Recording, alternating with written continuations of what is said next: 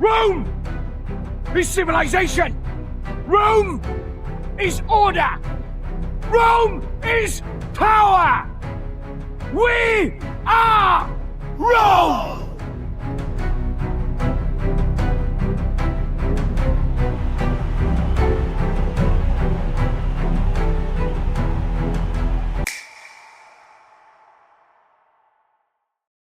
Welcome to Arthur's Living History. Have you ever wondered what it would actually feel like to walk through ancient Rome at the absolute peak of its architectural magnificence? Let me explain. Close your eyes for a moment and forget everything you think you know about ancient civilizations. When we picture the classical world, we imagine white marble ruins, elegant but lifeless. That's not what Rome looked like. Not even close. On this particular spring morning in 315, as dawn breaks over the seven hills, the city awakens in a symphony of colors that would make a modern metropolis jealous. Every surface gleams with paint, brilliant reds, deep blues, shimmering golds. The temples aren't white, they're explosions of pigment. The statues that line the streets have glass eyes that seem to follow you, their bronze skin polished to mirror brightness, their marble robes painted in patterns so intricate you could lose yourself in them. Our journey begins at sunrise, just as the city gates open. Rome in 315 houses roughly 1 million people, making it the largest city on Earth, a record it will hold for another 15 centuries. Think about that for a moment. London won't match this population until the 1800s. The sheer scale of what the Romans achieved becomes staggering when you realize they did it all without electricity, without combustion engines, without any of the technology we consider essential. We're standing at the base of the Palatine Hill, looking toward the Forum Romanum. The Forum. It's not a single building or plaza. It's a living, breathing organism that's been growing for 800 years. Imagine Times Square, Wall Street, the National Mall, and Westminster Abbey, all compressed into a space barely half a mile long. Every stone here whispers of empires won and lost, of senators' speeches that changed the course of human history, of triumphs celebrated and tragedies mourned. As we enter through the Via Sacra, the sacred road, the noise hits you first. Street vendors hawk fresh bread, the aroma of baking mixing with incense from nearby temples. Lawyers argue cases in rapid-fire Latin beneath the porticos. Money changers sit at marble tables, their scales clinking as they weigh coins from Britannia to Mesopotamia. Children chase each other around the massive columns while their mothers shop at stalls, selling everything from Syrian purple dye to British tin. But look up. That's where Rome reveals its true genius. The Basilica of Maxentius towers above us, recently completed just 3 years ago.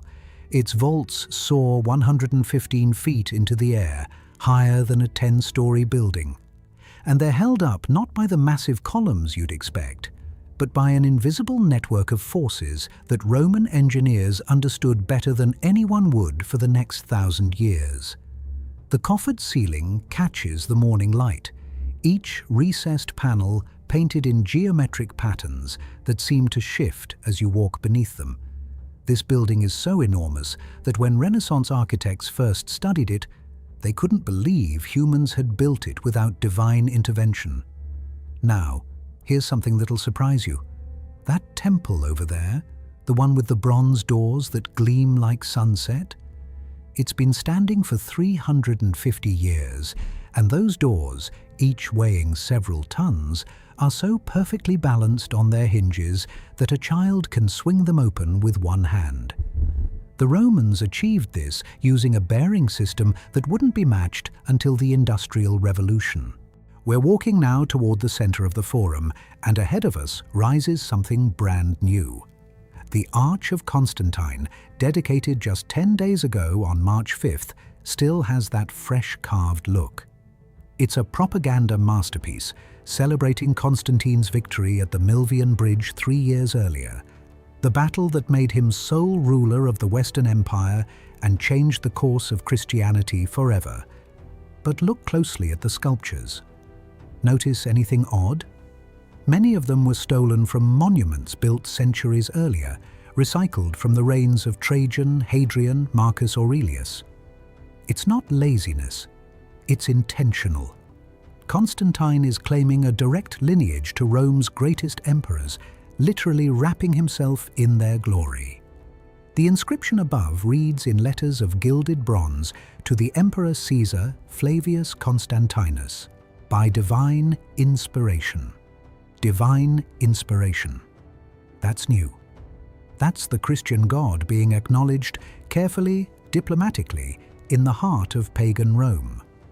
We're witnessing the moment where two worlds collide, where the old gods begin their slow retreat before the cross.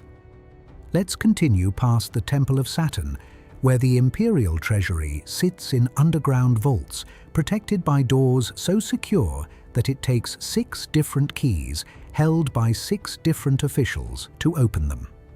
Inside that temple, right now, sits enough gold to ransom continents, tribute from provinces stretching from the Scottish Highlands to the deserts of Arabia. The Senate House rises before us, its bronze doors reflecting the morning sun. Inside those walls, 300 senators still gather, still debate, still vote. But everyone knows the truth. Real power doesn't live here anymore. It lives in the imperial palaces, in the army camps, in the hands of whoever commands the legions. The Senate has become theatre, magnificent and necessary, but theatre nonetheless. As we climb the Palatine Hill, the noise of the Forum fades behind us. Up here, the air smells of roses and jasmine from the imperial gardens. These gardens are engineering marvels in themselves. They require an aqueduct system so complex that water flows uphill, creating fountains that dance and cascade through artificially constructed grottos. The Romans move millions of gallons of water daily, bringing it from sources 40 miles away, maintaining pressure through a system of precisely calibrated pipes that would impress modern hydraulic engineers. The Palace of Augustus sprawls across the hilltop, but it's been expanded so many times by subsequent emperors that it's less a single building and more a city within a city. Walls gleam with marble so thin it's translucent, allowing light to filter through in colored patterns. Mosaics on the floors depict scenes so detailed you can count individual grapes in the still life compositions. Frescoes cover every surface, creating illusion upon illusion. Painted windows looking out onto painted gardens. Trompe-l'oeil columns that make rooms appear twice their actual size. In one room, a mechanical marvel demonstrates Roman technological sophistication. An automated water organ plays itself, powered by a complex system of water pressure and bronze pipes. Nearby, a hydraulic clock keeps time with such precision that it rivals any timepiece that will exist before the 1600s. These aren't primitive devices. They represent the culmination of centuries of scientific advancement, of mathematical understanding that Europe won't rediscover until the Renaissance. It's approaching noon, and the sun beats down with Mediterranean intensity. Time to see how the Romans beat the heat. We're heading to the Baths of Diocletian, the largest bathing complex ever built. Picture this: a facility that can accommodate 3,000 bathers simultaneously, with halls so vast that centuries later Michelangelo will convert one of them into a church, and it'll still feel spacious. We enter through bronze doors into a world of echoing chambers and shimmering pools. The caldarium, the hot room, envelops you in steam heated by a hypercourse system beneath the floor. This underground furnace network circulates hot air through hollow spaces in the walls and floor, maintaining perfect temperature without any visible flame or smoke. Slaves stoke fires 20 feet below where we stand, but up here it's like bathing in the breath of a benevolent dragon. The tepidarium offers relief, a warm pool where businessmen conduct deals while reclining on marble benches.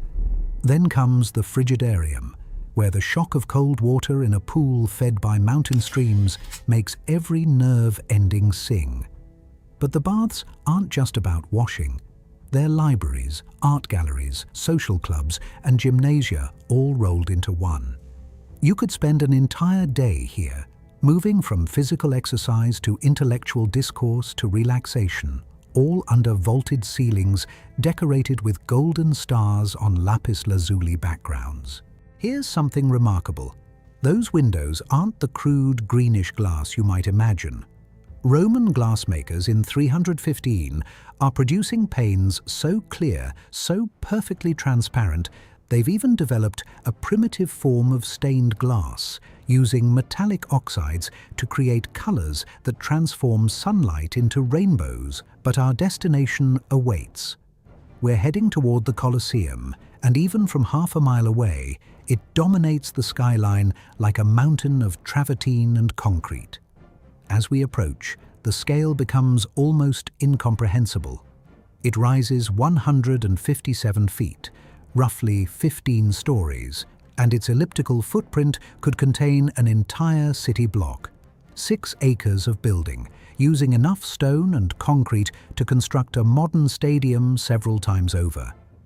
The exterior facade tells a story in architecture. Ground level, Doric columns, strong and functional. Second level, Ionic, more refined. Third level, Corinthian, elaborate and decorative. And above that, Corinthian pilasters, supporting wooden masts from which the massive awning system deploys. It's a lesson in classical orders, a textbook written in stone. We enter through one of 76 numbered archways, and here's where Roman engineering genius truly shines. The Colosseum can empty completely, all 80,000 spectators, in 15 minutes. They call it the vomitoria system, and it works like this. Spectators are distributed across 5 concentric rings of corridors, each serving a different section of seating.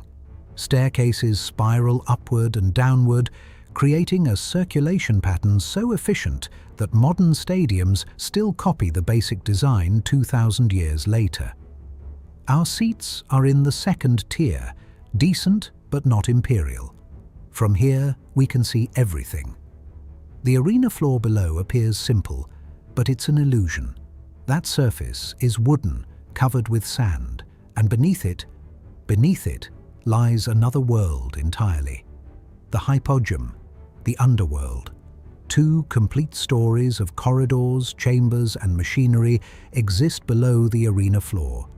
80 vertical shafts connect the hypogum to the surface, each equipped with mechanical lifts powered by counterweights and human muscle. Cages containing animals or gladiators can be raised to arena level in seconds, appearing as if by magic through trapdoors hidden in the sand. The effect on the crowd is electric. One moment, empty arena. The next, a lion or a bear materializes as if summoned from the underworld itself. The machinery doesn't stop there. Elaborate pulley systems can deploy scenery, transforming the arena into a forest, a mountain landscape, or a naval battle scene. Yes, naval battles. The Romans occasionally flooded this arena with water, millions of gallons pumped in from nearby aqueducts, staging mock sea battles with real ships, real sailors, and very real consequences for the defeated.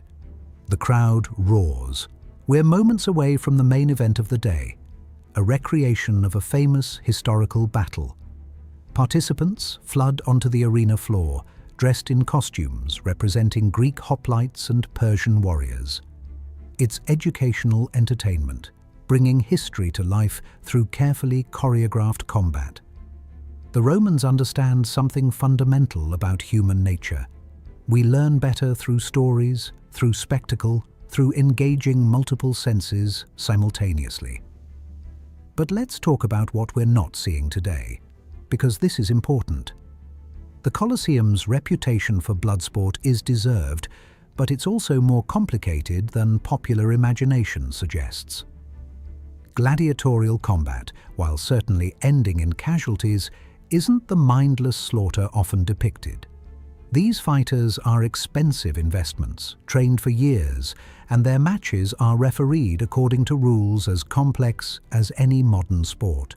Most bouts end with surrender, not ending a life. The truly harsh displays, the mass executions, the condemned facing animals happen at midday when the serious spectators have left for lunch. We're in 315, remember, and things are changing. Constantine, though not yet openly Christian, is already showing signs of reform. Within a decade, he'll start restricting certain types of combat. Within a century, the gladiatorial games will cease entirely. We're watching the twilight of an era, the last full flowering of classical Roman entertainment before Christian values reshape the empire's moral landscape. As afternoon shadows lengthen across the arena, we climb higher in the Colosseum, heading for the upper tiers where the common citizens sit. From up here, the view is spectacular, not just of the arena below, but of Rome itself spreading out in every direction. To the east, the Baths of Trajan gleam in the lowering sun. To the north, the forums of the various emperors create a processional way lined with temples and basilicas. To the west, the Tiber River winds through the city, crossed by bridges that have stood for centuries and will stand for centuries more. Look closely at those bridges. The Pons Fabricius, connecting to Tiber Island, was built in 62 BC. It still carries traffic today. It's the oldest bridge in Rome that remains in its original form. The secret? Roman concrete. This isn't the concrete we know. Roman concrete actually gets stronger over time when exposed to seawater, incorporating volcanic ash in a recipe that modern engineers are still trying to fully understand. Some Roman harbour installations, submerged for 2,000 years, are more structurally sound now than when they were built. The sun is setting now, painting Rome in shades of amber and gold. From our vantage point high in the Colosseum, we can see torches being lit across the city. There's no electric grid, no streetlights in the modern sense, but Rome doesn't go dark.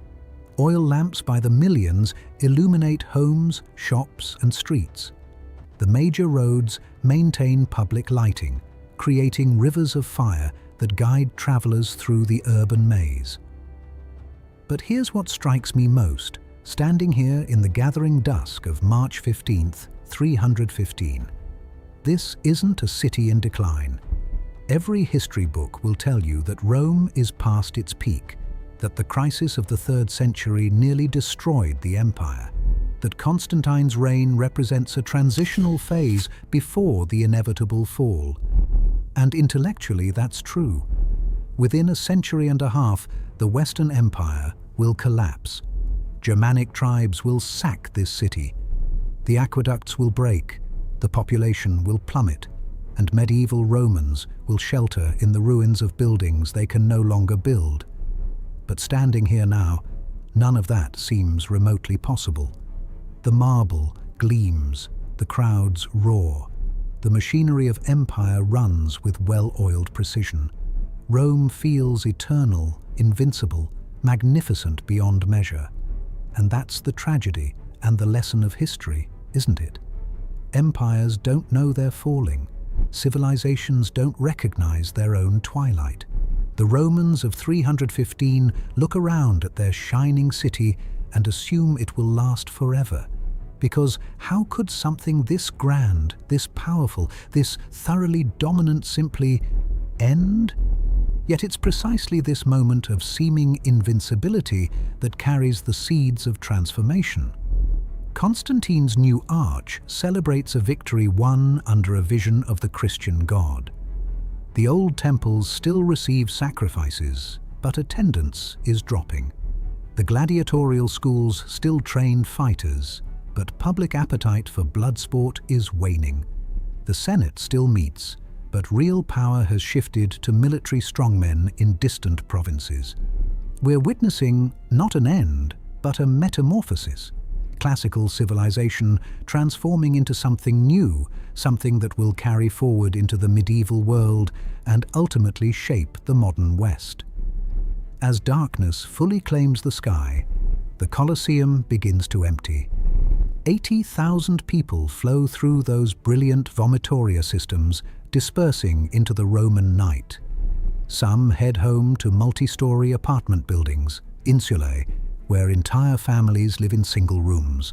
Others retire to luxurious domus townhouses with private courtyards and running water.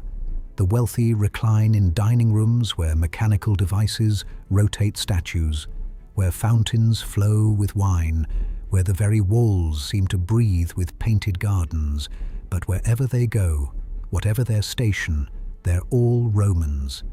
Citizens of a city that has dominated the known world for half a millennium, inheritors of a civilization that gave humanity concrete and aqueducts, democratic principles and codified law, indoor plumbing and central heating, literature and philosophy that we still study, still admire, still struggle to match. One final detail before we leave this magnificent day in 315. In the Forum, scribes are at work by lamplight, copying documents, recording transactions, preserving knowledge on papyrus and parchment. Most of what they write will be lost. Fire, neglect, the simple passage of time will claim the vast majority. But some will survive. Some will be copied and recopied through the centuries. Some will be rediscovered in monastery libraries during the Renaissance, sparking revolutions in thought that will echo through the ages. The Rome we've explored today, vibrant, colorful, impossibly sophisticated, this Rome will vanish, but it won't die. It will transform. Its engineering principles will surface in Islamic architecture. Its legal codes will become the foundation of European law. Its literature will inspire the Renaissance. Its very concept of citizenship will shape modern democracy. The marble may crumble, but the ideas proved more durable than stone. So if you enjoyed this journey through Rome at its absolute architectural and engineering pinnacle, do me a favor, hit that subscribe button, because every week I'm bringing another forgotten world back to life with the same attention to detail, the same commitment to showing you history as it actually was, not as we imagine it through the filter of centuries. I'm Arthur, and I want to know, what historical event should I bring to life next? Let me know in the comments.